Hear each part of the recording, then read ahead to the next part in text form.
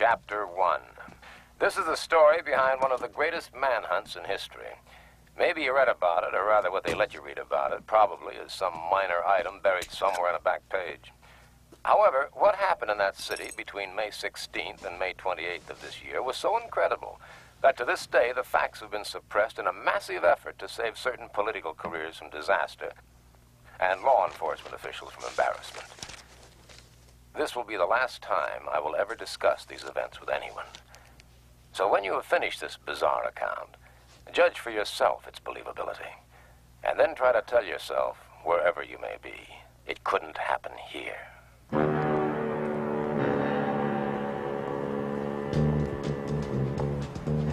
Sunday, May 16th. At approximately 2:30 a.m., Cheryl Hughes was standing at the intersection of Casino Center and Fremont Streets waiting for a girlfriend to give her a lift home.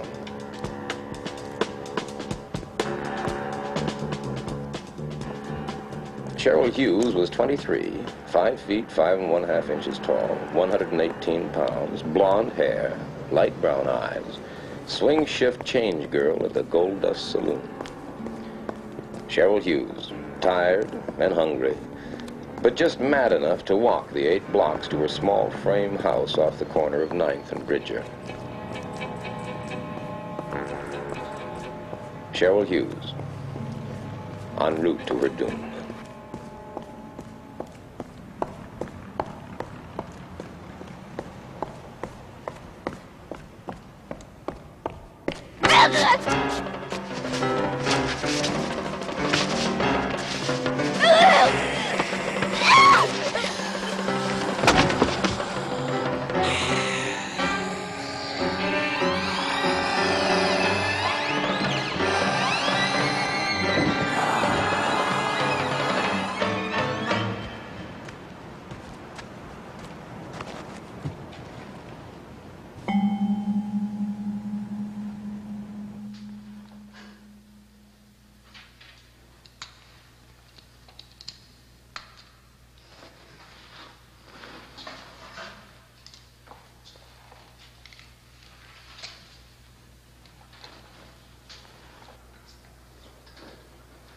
Odd.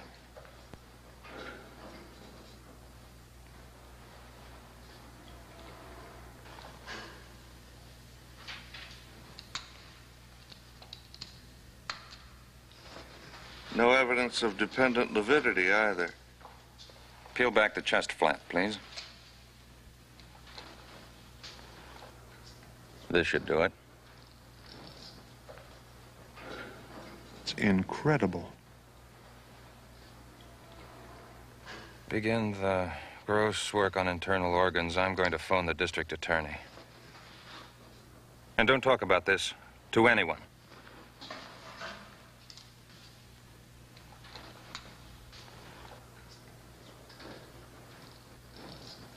I came into it 2 days later, called back 97 miles from the first vacation I had had in 2.5 years because the story is so big no one else can handle it, according to our lovable managing editor. Rumor has it that the day Anthony Albert Vincenzo was born, his father left town. The story may be apocryphal, but I believe it. The only point I wonder about is why his mother didn't leave too. Good morning, slaves.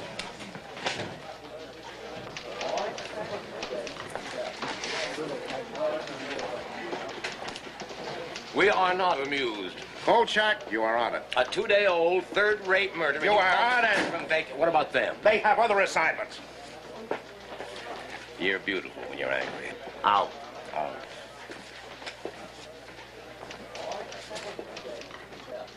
First stop, County General to see one of my most reliable spies. At least he used to be reliable. Hello, Carl.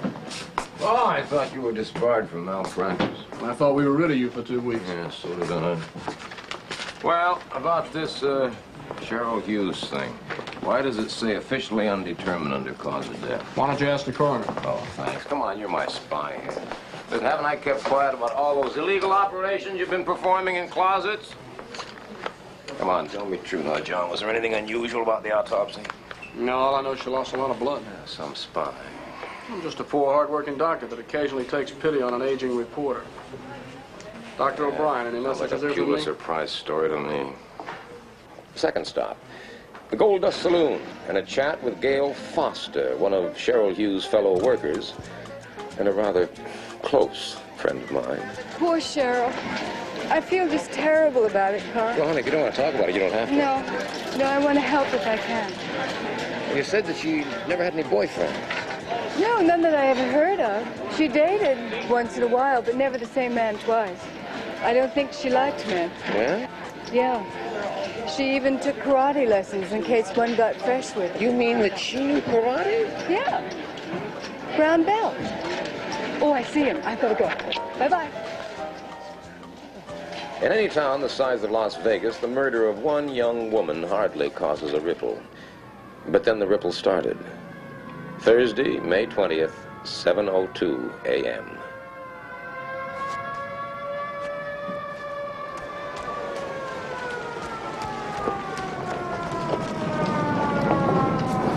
Over there. I didn't go down. I couldn't. Okay. Don, take your statement.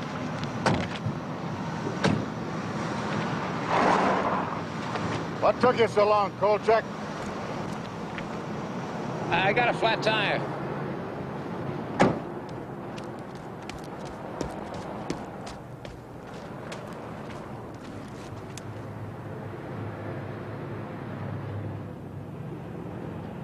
Not a footprint in sight. Is that physically possible? If it happened, it's possible.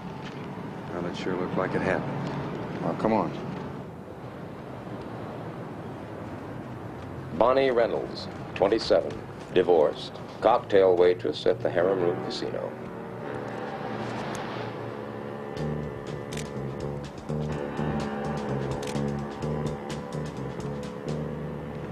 Look at her throat.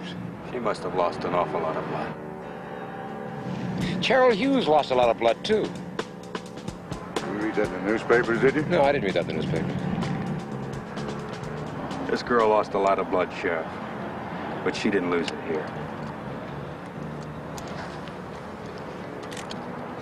Anything? We found a purse. There's signs of a struggle up here. But nothing in between. Only our footprints.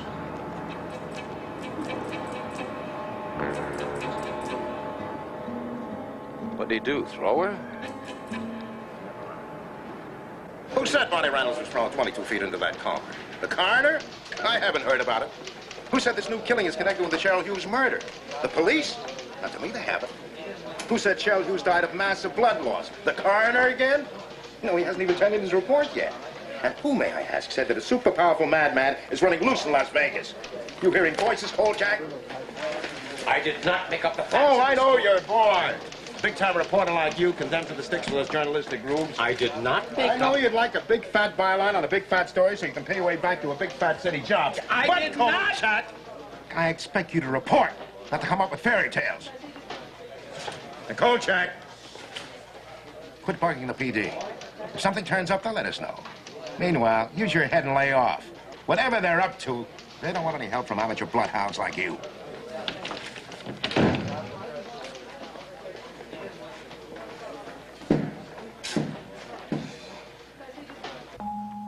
Friday, May 21st, 8:06 a.m. Apartment of Carol Hanachek, swing shift cocktail waitress in the Bird of Paradise show lounge.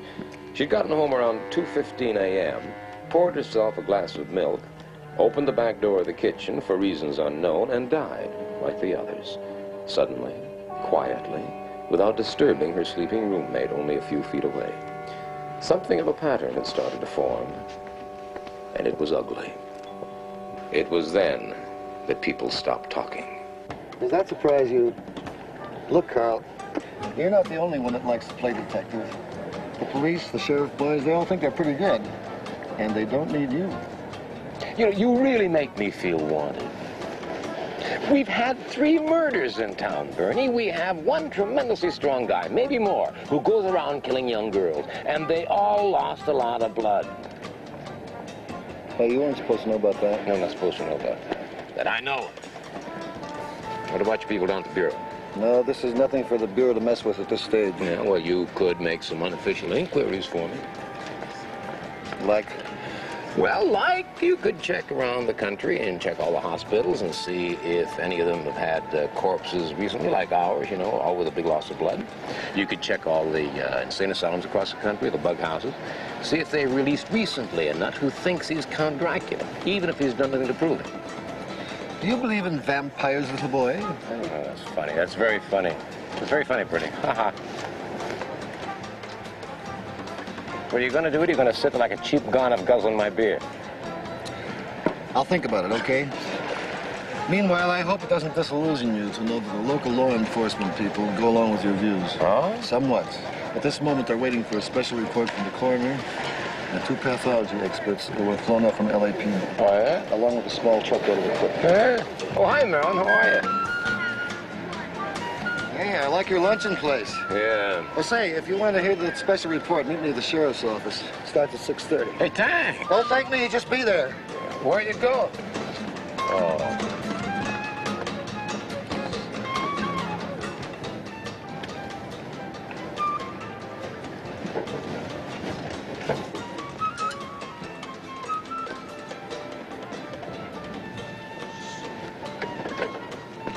Kolchak. Hi, Carl.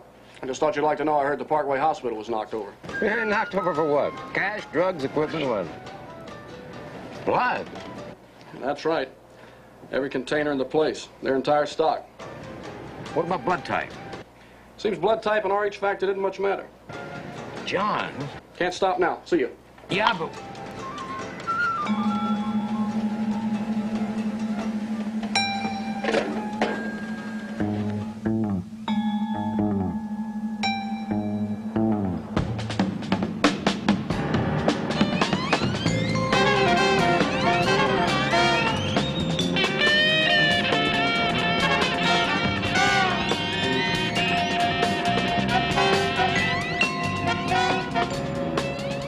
6:30 p.m., Clark County Courthouse.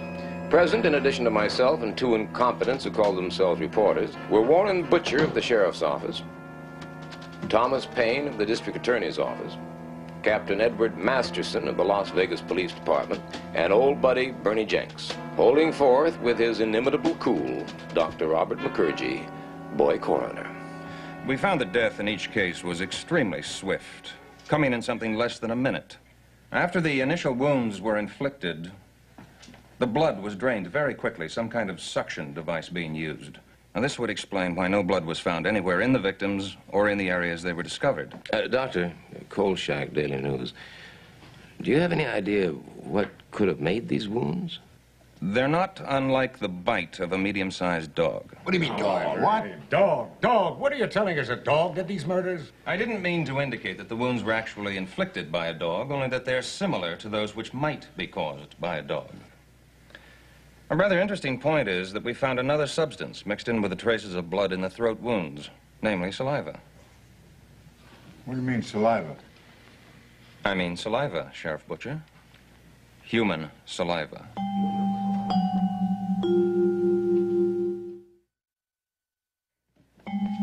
If McCurgy had suggested that the murders were committed by a giant butterfly, he couldn't have made more sparks. Now, what do you mean human? Are you suggesting that each of these women was bitten in the throat by a man? At present, the evidence points that way. However, I couldn't and wouldn't hazard a guess as to motivation. I can only be sure they each died from shock, induced by massive loss of blood. Dr. McCurgy, is it possible that he killed these women by biting them in the throat for the express purpose of drinking their blood? Kolchak, now you're here by the mutual suffrage of us all. Sufferance. What? It's sufferance, Sheriff. Well, whatever it is, just shut up. I'll answer that. There have been cases of people who, through some mental derangement, have come to believe they were vampires. In Germany in the 1920s, there was one fellow who did use his teeth to rip out his victims' Now, throats. we are not going to jump to any conclusions about who or what killed these women. It is possible, you know, to type a person's blood from his saliva. If I were you, gentlemen, I'd look for a very anemic fellow, possibly with some rare blood disease. Well, I don't care what kind of a nut killed these women. But I'll tell you this, he's out there, and I bet he's high on pot or the hard stuff, and he's going to kill again unless he's stopped. Masterson, what have your people got on this Parkway blood theft? Well, the latest is the nurse said she saw something funny out there last night, or early this morning. Seems that a tall, skinny guy dressed as an orderly was nosing around the refrigerated storage area. That's where they keep the blood and the plasma. She didn't think much of it then, but later when she spoke about the guy to the floor super, she was told that there was no such tall, skinny guy on duty there. Description as follows. White male adult, 6'2" to 6'4", thin, about 175 pounds, with pale complexion, dark hair. So we start looking for a man, local resident, or worse yet, some outsider who may not even still be in the area. We'll check the airport, the bus terminal, railroad station, blockade the highways, and if we're lucky, we'll get him. If he's stupid enough to still be hanging around after 3 crimes. Now, you got any other suggestions? Just do it. All right, let's break this up. Thank you, Dr. Thank you, Doctor. Mr. Payne, I shouldn't be too inclined to reject Mr. Kolchak's theory out of hand if I were you. It is at best highly speculative, but not altogether unwarranted. Kolchak. You can throw away that cassette. Now, this vampire stuff is to stay right in this room. Until we have the assailant in custody, we say nothing about these women being drained of blood. There'll be no rumors, no reports in the paper. The official opinion at this time is that the cause of death is undetermined. We don't want to cause a panic. It's bad for police operations. It's bad for the people. And it's bad for business. Thank you for your cooperation. Kolchak, I want to have a talk with you. Now, boys, there's no reason to bother the doctor anymore. I have a prepared statement in my office. You can go back to the lab. Kolchak, you're becoming a real pest. I'll have to have a word or two with Vincenzo about you. You know, maybe one of the other boys at the office should handle this from here on. Keep your nose clean, son. Stay out of other people's business. It's healthier that way. Carl, will you watch what you're saying? You know these guys. You could find yourself out of a job in 86 all over town. That go for you too, Jenks? Oh, boy, who can talk for you when you get like this? Now, listen, I'll nose around unofficially for you on anything you bring me, just between the two of us. But do me a favor and stay away from me for a few days, just for friendship's sake.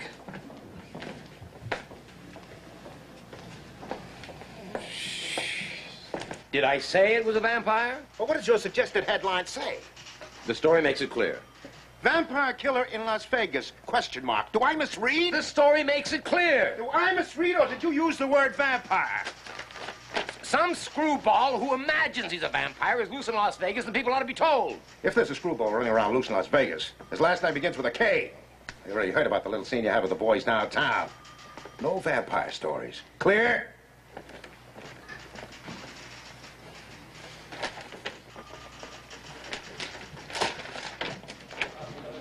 How about a special featurette with a border of roses? An interview with the 2 girl victims in heaven with a celestial choir in the background. Ow!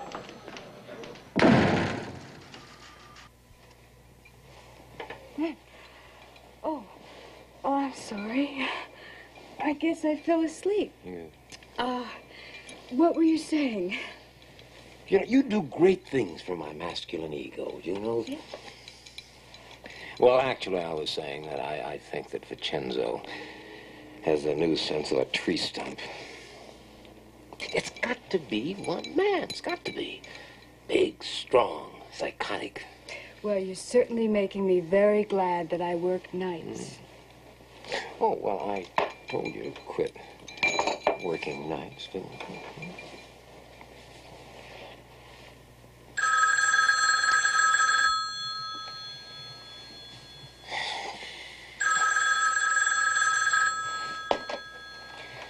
Kolchak.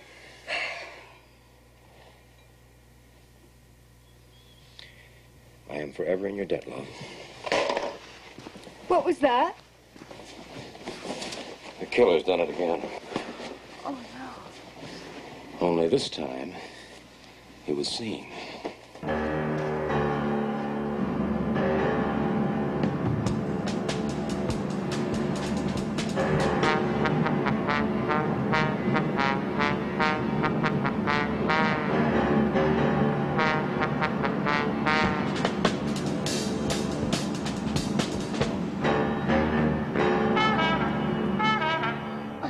Standing over there. I thought he was kissing her. And then he turned and she fell down over there by the car. He must have fallen her. I'm sorry. I can't.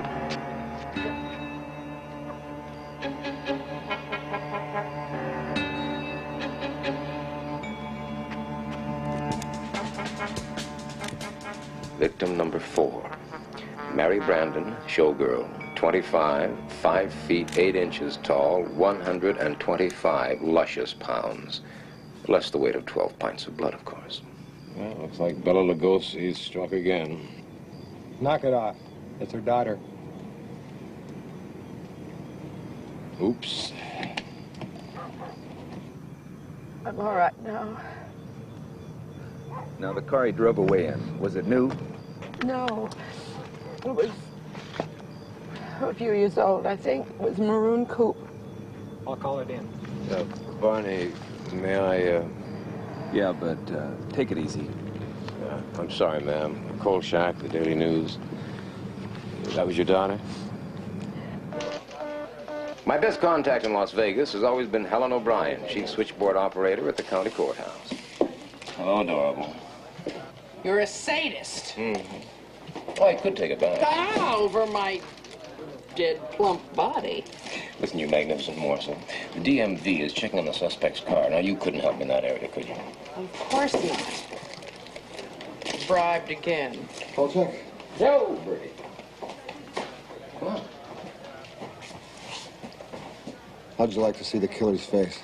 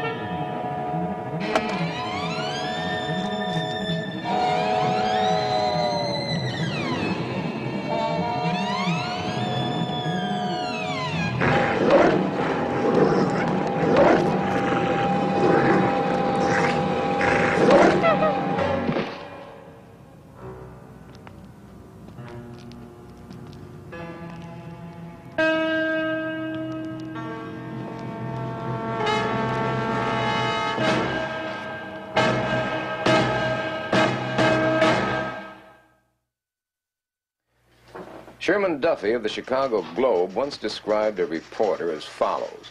Socially, he fits in somewhere between a hooker and a bartender. Spiritually, he stands beside Galileo because he knows the world is round. Not that it does much good, of course, when his editor knows it's flat. Kolchak. Shelley Forbes has got to be his 5th victim. Look at the way her dog was killed. You'll never give up, do you? What do you mean? I mean, this is unacceptable. Unacceptable? Kolchak, I'm very close to firing you, even though the owner of this paper has a sore spot in his head for has-been big city reporters. I am tired of your pressure, Kolchak. I'm tired of the owner's pressure.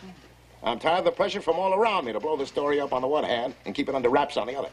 I am tired of being the middleman, Kolchak. Do you understand that? Can you understand that? What do you want, Vincenzo? A testimonial from Count Dracula? Out! Get out! What is this get out game we play? This nut thinks he is a vampire. He has killed 4, maybe 5 women.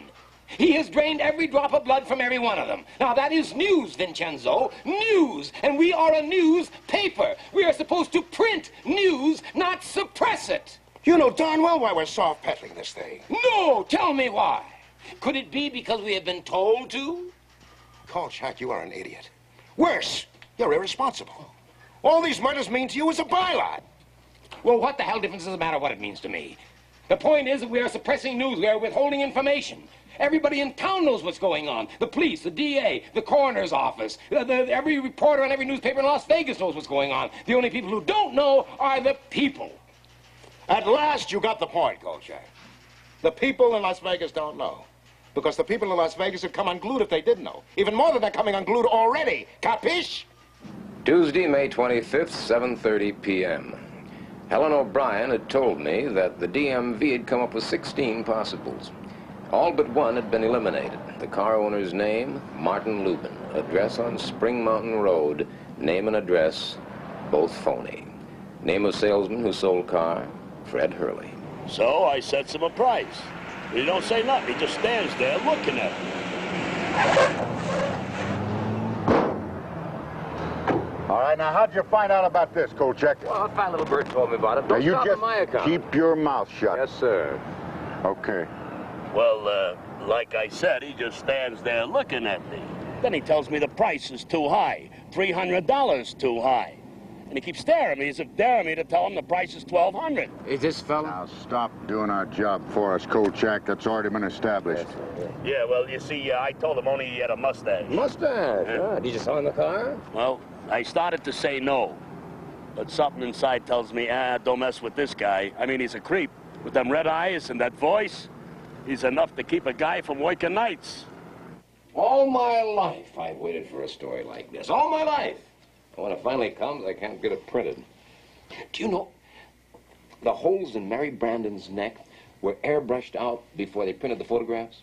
Yeah. Carl, if you keep going on like this, you're going to get fired again. Let's see, how many times has it been? Twice in Washington, 3 times in New York, twice in Chicago, and once, or was it twice in Boston? Huh. I'm becoming extinct in my own lifetime. Homo nous locus, natural habitat, a pool of sour mash bourbon. You know, I really ought to light a candle to Ben Hecht. Here. You ought to quit your job, you know. And you'll support me? Well, oh, come on, honey, I'm serious. That weirdo's hit 5 girls, and they were all night workers. 5? Yeah, 5. Oh.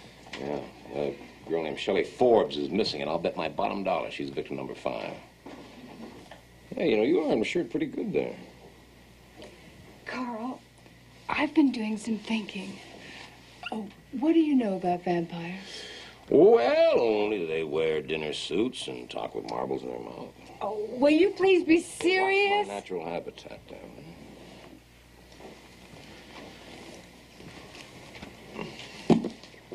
Open it. Oh. Everything you always want to know about vampires, but we're afraid to ask. No, you're going to look at it.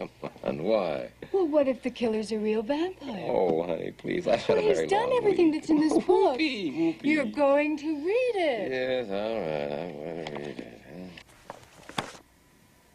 it. Ooh. Ah. Oh, now, come on. You're a big, tough reporter. You can take it. You might even get a good feature article out of it. That's it. Ah.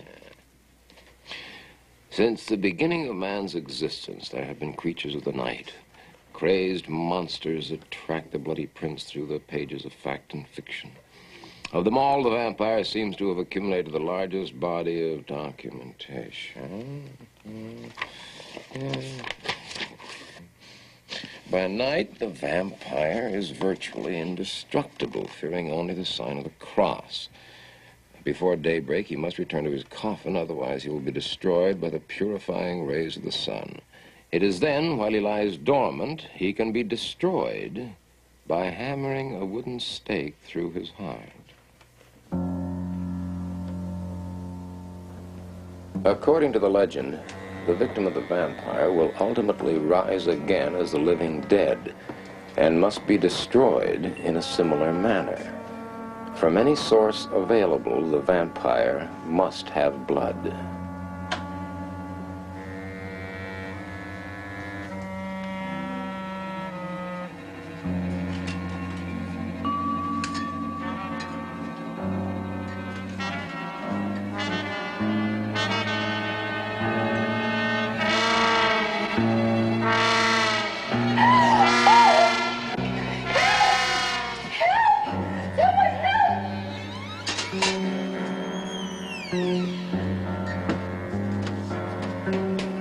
He's in there.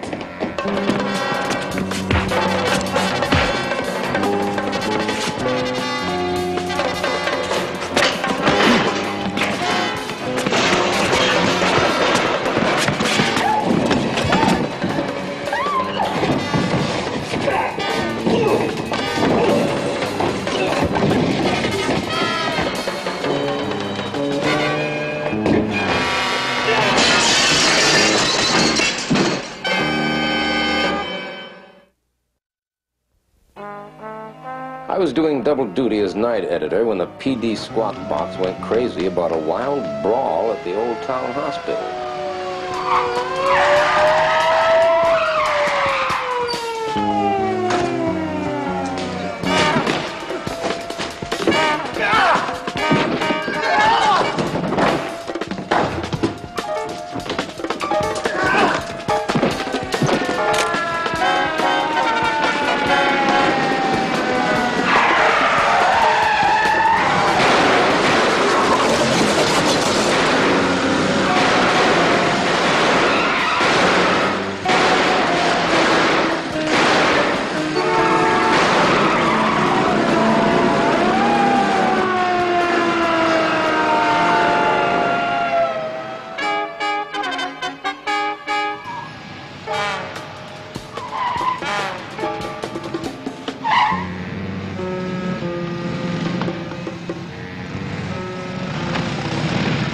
Thursday, May 27th, 8:20 a.m., and things were rolling.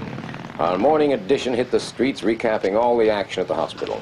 The TV people, as usual, had missed out completely, and the radio stations were literally reading our copy on the air.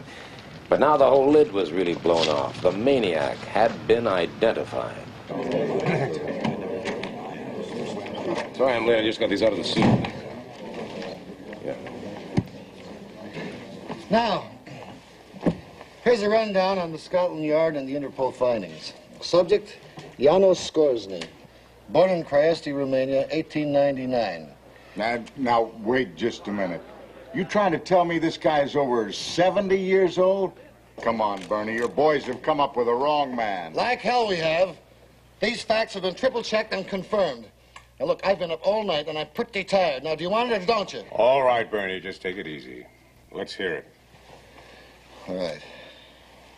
Skorzny's father died in 1923. He left somewhere between $75 and $100 million. At this time, he began to travel, and he became known throughout Eastern Europe as a big lover of nightlife. Now, we don't have a lot more on him before World War II. However, Scotland Yard reports that he showed up in England just in time for the German Blitz.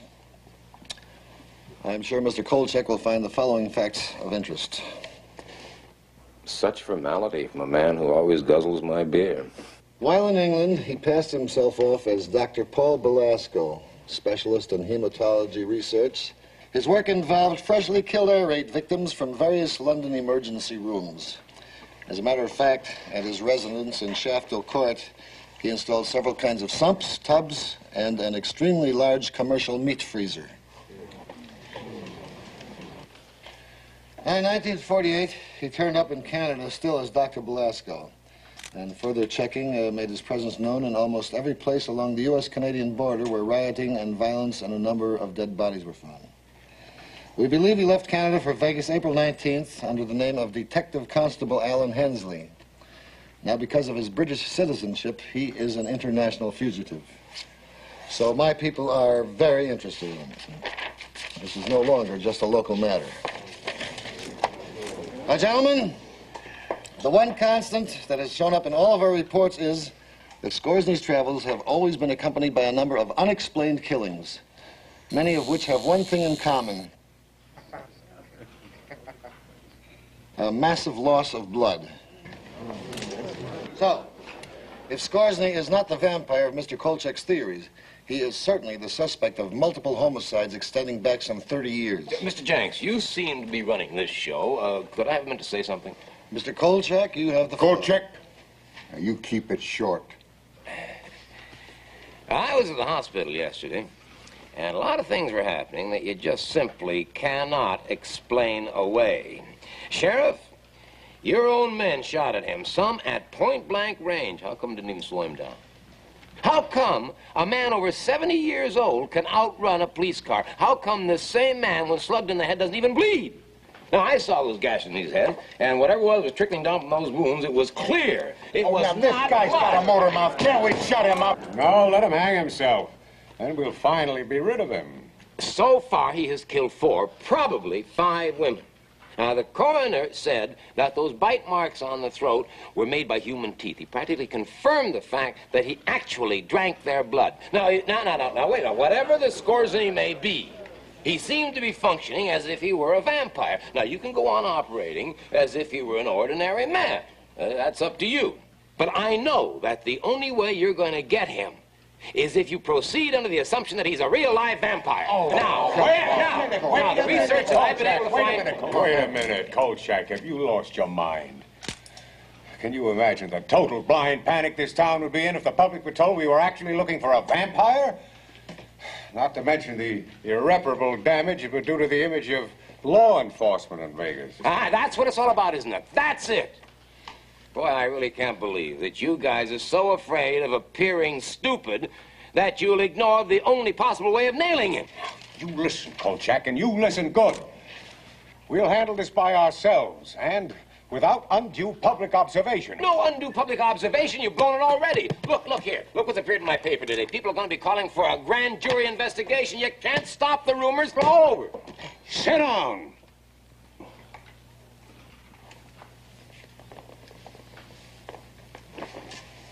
I don't care what's been printed in the newspapers. This man is still classified as an ordinary maniac, and he'll be settled by standard police procedures. Oh, boy. And you better start cooperating with that fact, Kolchak, or you want to get your pushy-tushy kicked right out of town. You dig? Yes, sir, I dig. But just remember, the next time you blow it, who's got the answers, sir? All right, Ed. Let's get on with it. What have you got? Well, 2 departments combined have 650 men on full-time duty. All leaves are canceled, and everyone's working a 16-hour day. Our chopper is going from dusk to dawn. We've got unmarked cars patrolling the casino center and the strip. All roads are blocked, and we're receiving complete cooperation from the highway patrol and the Jeep posse. You got it? Got it. Repeat. What did I say? Show every real estate agent in town a picture of this guy's puss and ask him if they sold a house to anybody that looks like him. Good boy, you got it. Now get going. Now, wait a minute. When did I lose this last dollar? Nicky, has the idea of winning ever occurred to you?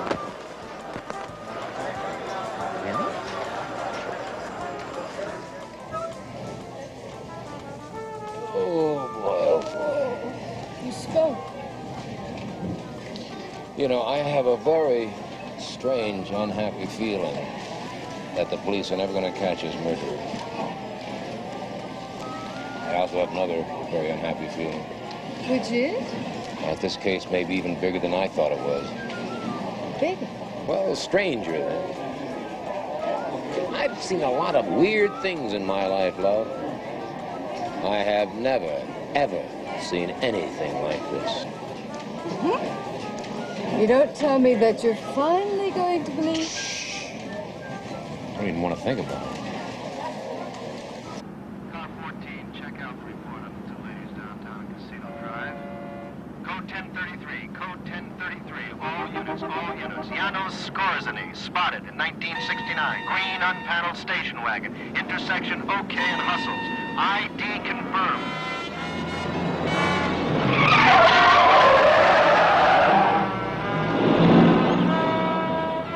Positive visual contact made. Units 7 and 8, seal off. Rexford and Hustles at OK. Repeat, units 7 and 8. Unit 3, close off Park Paseo, Las Vegas Boulevard. Units 4, 6, move north to base Unit 3 at Park Paseo and 5th. Unit 5, move up to Brackett. To 5th place, all units.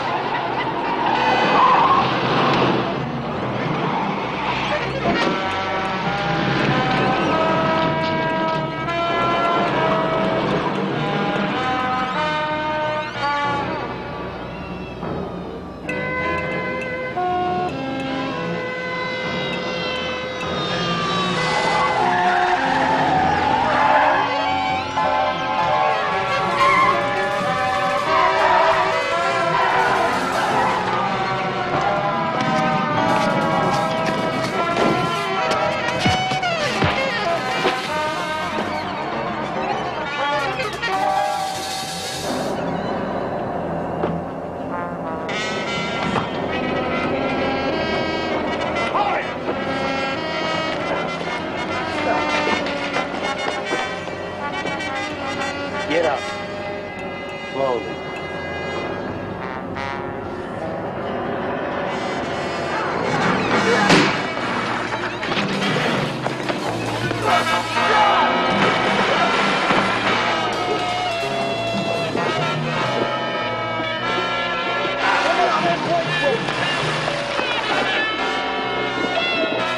He's putting the chambers in.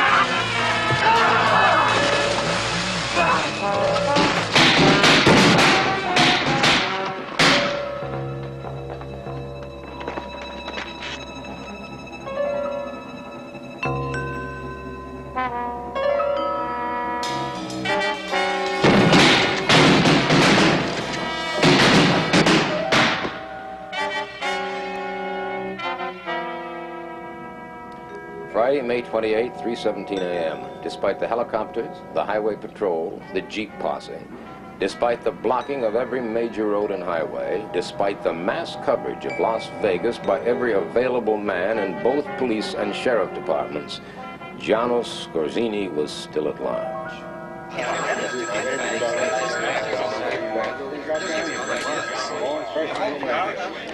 The courthouse conference room had been a scene of chaos for more than 3 hours now.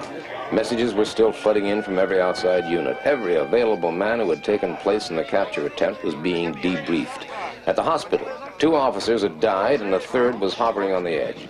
Reports on them were still coming in as the greatest manhunt in the history of Las Vegas continued in vain.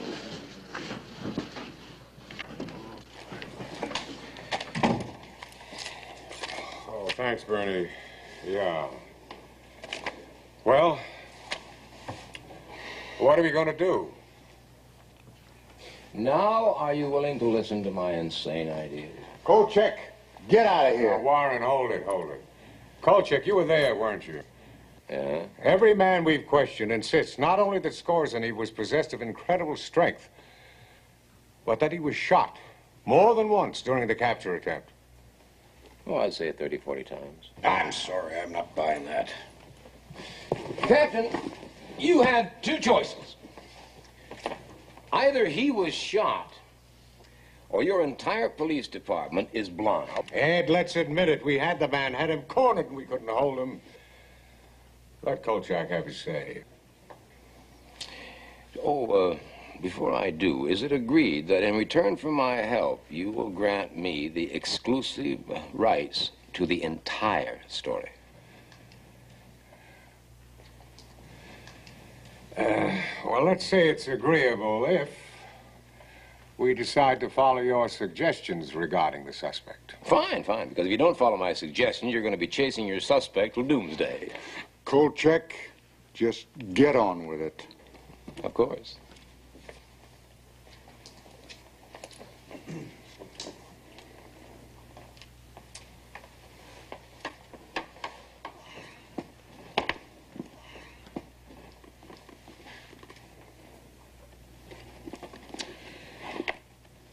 Each man in the field is to be issued one of these, to be carried in his pocket. This gentleman... Where'd you get that? Well, I have a friend who's got a furniture repair store. I woke him up and had him make it. Each man in the field is to be issued one of these and one of these. Are you suggesting that we pound one of these into Skorzny's chest? No, into his heart. There's a legal phrase for that, Kolchak. You might have run into it once or twice in your broad experience. It's called premeditated murder. It's the only way you're going to stop him. You heard your own men. Can they all be wrong? Oh, you can stop your nighttime chases from now on, too, gentlemen.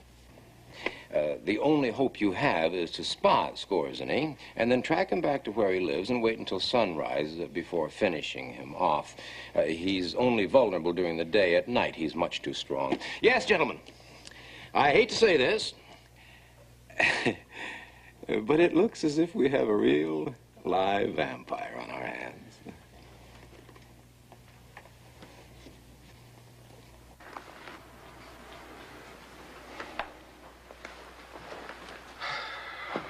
Ed? Yes, sir.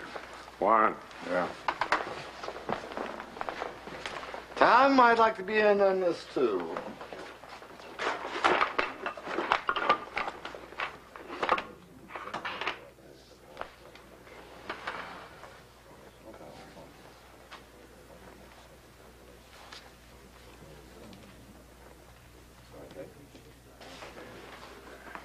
Okay, Kolchak, you've got yourself a deal. Conditional. What's that? Butcher here will issue the crosses, the mallets, the stakes. The one thing he won't do is depart from established police procedures. If feasible, Skorzny is to be taken alive and held for trial. Trial? That's right, trial. Trial. All right. In return for what? You'll get the exclusive rights to the story. Good. When the blackout is lifted. Yeah. Any other conditions? One more. What's that? If it turns out you're wrong, you're to be out of town in 12 hours. Take it or leave it.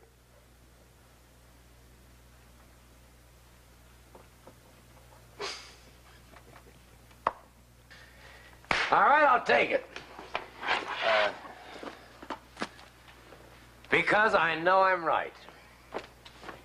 And you know I'm right. Right. Ciao!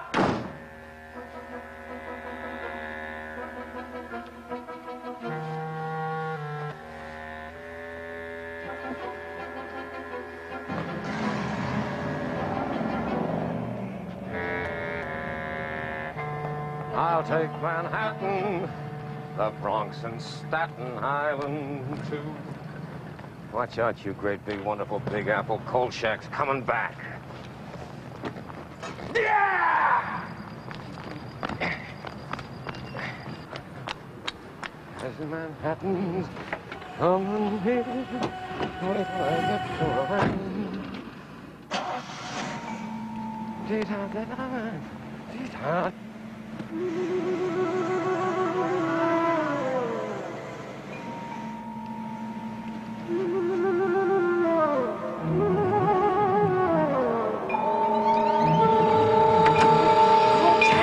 It's me, Crawford! What are you doing driving off with me in the back seat? What are you doing in my back seat? I wanted to talk to you. I saw your car parked here, so I got in to wait for you, and I got sleepy. You got sleepy. Hey, I think I found the house.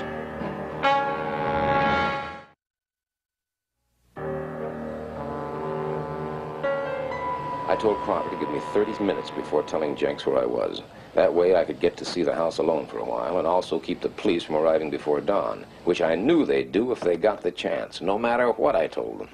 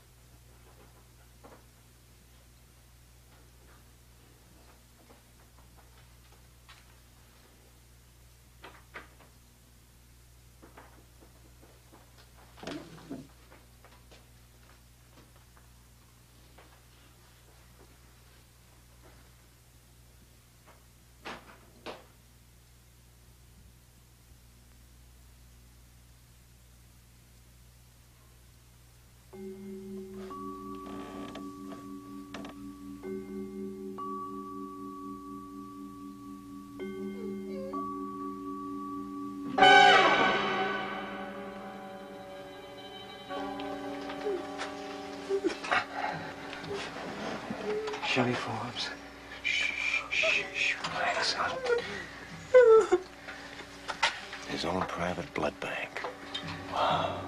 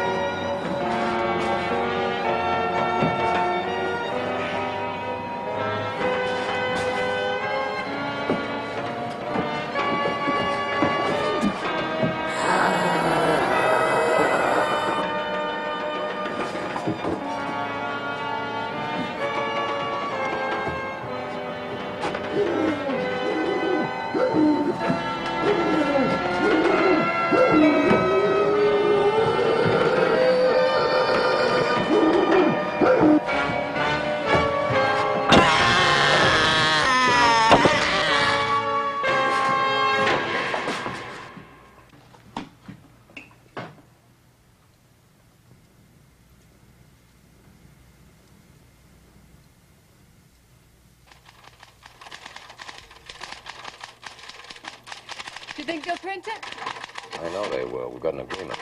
Hey, you look kind of tired. Do you want me to drive you to the office? Go on, Hushby. Hushby. Yeah, but I want to finish this in time for the special edition. Hey, why don't you stop working nights Oh, Carl, not that again. and marry me? Yeah, well, you're a good cooker and a good kisser.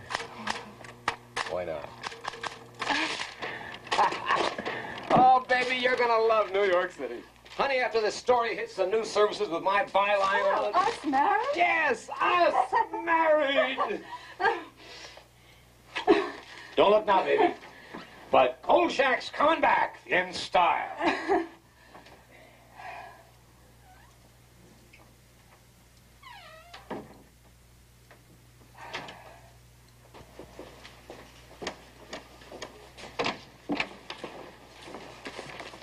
There you are, Vincenzo. And if I do say so myself, it's sensational.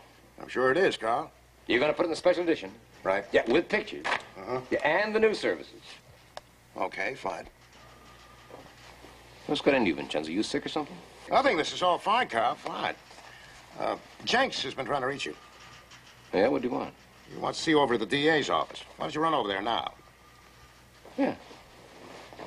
Kolchak. You're one hell of a reporter. Thank you, sir.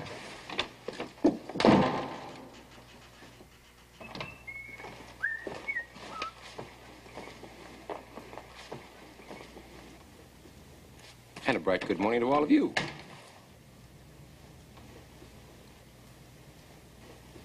Bernie, what did you, Is your name Carl Kolchak, and do you reside in the city of Las Vegas? Well, you know my name's Carl Kolchak. What's going on? Carl Kolchak, you're under arrest on the charge of murder. The state requires that you be informed that you have the right to remain silent. No. Oh, no. No chance. You're not going to pull that one on me. No. Kolchak!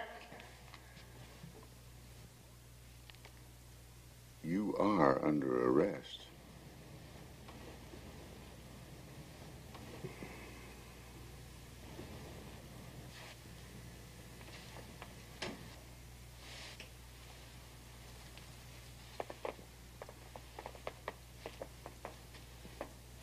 All right, Payne, just what kind of a dirty deal is this? You have a very short memory, Kolchak. A few hours ago, Sheriff Butcher himself saw you actually pound a wooden stake through a man's heart with this mallet. A man wanted for questioning. Questioning, mind you. He hadn't been arrested. He hadn't even been charged. You broke up our stakeout. And after we were kind enough to invite you to go along, you just charged in there in front of us and killed Janos Skorzeny before we had a chance to do anything. Well, you were even ranting and raving about this Skorzeny being some kind of a vampire, and you had to save the world. And that, Mr. Kolchak, is murder one. Now, if you plead insanity, you might get lucky, but I promise you this. You'll be committed to an asylum for the rest of your life.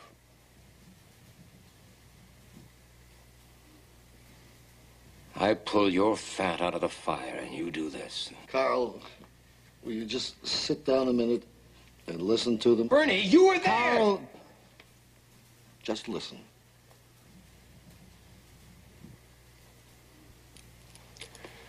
This is your story, Kolchak. It's already being printed. This morning, shortly before sunrise, Las Vegas sheriff deputies under the command of Sheriff Warren A. Butcher, 45, surrounded the home of Janos Skorzeny, a fugitive from a federal warrant, and in a pitch gun battle were forced to kill him. Never. You'll never get away with it. What's to stop me? You're gonna stop yourself, Kolchak. Because if you open your mouth, we'll find you, bring you back, use this warrant, and put you away forever.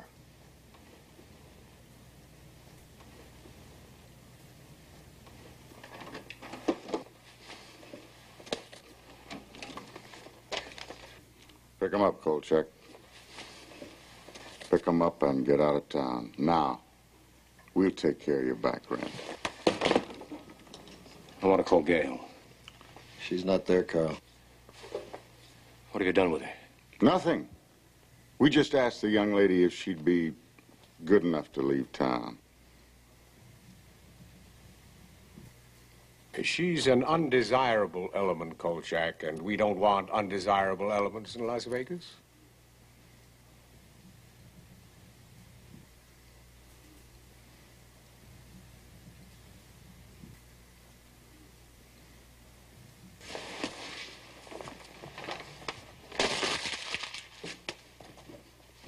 Carl, there's nothing I can do. Carl, you let me know where you end up, huh? Yeah, sure, Bernie. I'll keep in touch.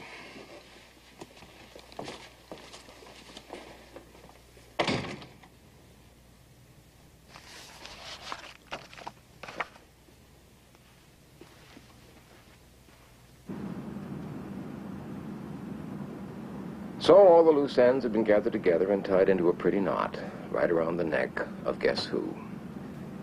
After I left town, I began putting notices in the personal columns of newspapers from San Francisco to St. Louis. Until I ran out of money, that is. So far, I've received no answers, but I'll keep trying, even though I don't think I'll ever find Gail Foster again. Maybe it's just as well. So that's it. The book's finished, and now you'll have to judge for yourself. I must warn you, however, if you try to verify this account, you will find it quite impossible. Item, in Washington, D.C., there was no longer a file listing the suspect under his true name or any of his alleged aliases. Item, in Las Vegas, all of those who were involved have either left town, aren't talking, or are dead. I haven't had a decent night's sleep since all this happened. And now you might find it difficult, too, because there is still one fact that cannot be buried. After the death of Janos Skorzeny, he and all of his victims were immediately cremated. Why? Remember the legend? All those who die from the bite of the vampire will return as a vampire, unless destroyed first. So think about it and try to tell yourself, wherever you may be, in the quiet of your home, in the safety of your bed, try to tell yourself, it couldn't happen here.